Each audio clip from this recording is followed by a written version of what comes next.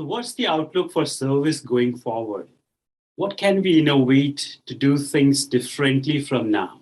I want to touch upon a couple of things that the pandemic have brought upon us, because the customers that are going to come out of the pandemic are not the same customers as we have seen during the pandemic. So let's talk about some of those things. The number of people that started to use digital services in the first 5 months of the pandemic is equal to the number of people who joined digital transformations in the last 10 years. The amount of digital usage is dramatically different, which means we have a lot of late adopters and not so savvy digital players coming into the space and playing with digital. That's one thing. But let's go to the more critical piece. Avi, each and every one of us live with safety nets. We believe that there are authorities that can help us when we don't know what the answer is. And we're counting on these authorities. And what happened during the pandemic is every one of our authorities collapsed. Our health system said, we don't know. Our academic system said, we've never seen it before. Our governmental system have said, we're trying our best. We don't know. We don't have a textbook for that.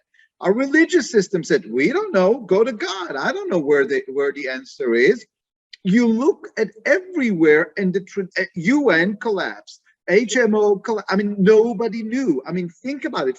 From an existential place as a human being, my safety nets, my authorities that's supposed to support me have collapsed on us. And what we have experienced, which explains the anxiety and depressions and so on and so forth, is an extreme helplessness. But there's hope, because on the same time, many of us have responded with extreme empowerment. We have seen double-digit growth in new businesses in around the world. We have seen the Great Resignation, where Americans, 20 million Americans from April to August of last year said, we're resigning. We're starting a new world. We are finding our purpose. Our customers are going through a fundamental structural change in how they perceive where the power is and who's an authority, if at all. They are the authority now. We need to understand that. We need to reestablish trust in that new person that is saying, I am the authority. Additional thing is, our customers have gotten used to a certain level of agility that they've never had. Before that, they had routines. I'm going on vacation. I'm going to work. There were routines. We had to reinvent ourselves. We have flexed the muscles of agility in a way that we've never done before. We also deprioritize and reprioritize. We learned that we can live without a vacation in Bali. What can I do? You know, I'm used to it. I always go to Bali every year, the same time, the whole family gets together. Not going to happen. And so we've got extreme helplessness, extreme empowerment.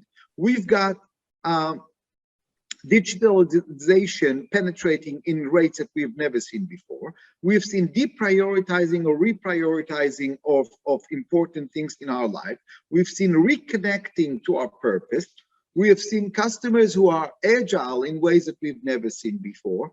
These are not the customers we've left in February 2020, when we realized that we've got the pandemic. So first and foremost, we need to understand our customers are very, very, very different. Second, things that we have accommodated during the pandemic are here to stay. I'll give you an example. I remember on my flight, the opening video was not just the safety video anymore, but the airline placed a new video that showed me how they're cleaning everything to the nth degree with the highest level of detergents. And I was thinking to myself, you better keep it going even after the pandemic, because now that I know that you can clean it so well, you have no right to stop doing that after the pandemic and saying that dirt is acceptable, right? So all of a sudden, here's an example of a new standard that I expect you to keep as a business. And here is the interesting thing. Avi, as you've been in the business for a long time, digital transformation and humanizing the experience have been trends for about good 7-8 years before the pandemic. Yep. Note the following. Those companies who adopted those things earlier were ready for the crisis. They could demonstrate humanity, they could demonstrate compassion, because their people were already well-trained, ready, empowered, and so on and so forth. They've got the digital and online capabilities that their brick and mortars are no longer their only source of revenue and success.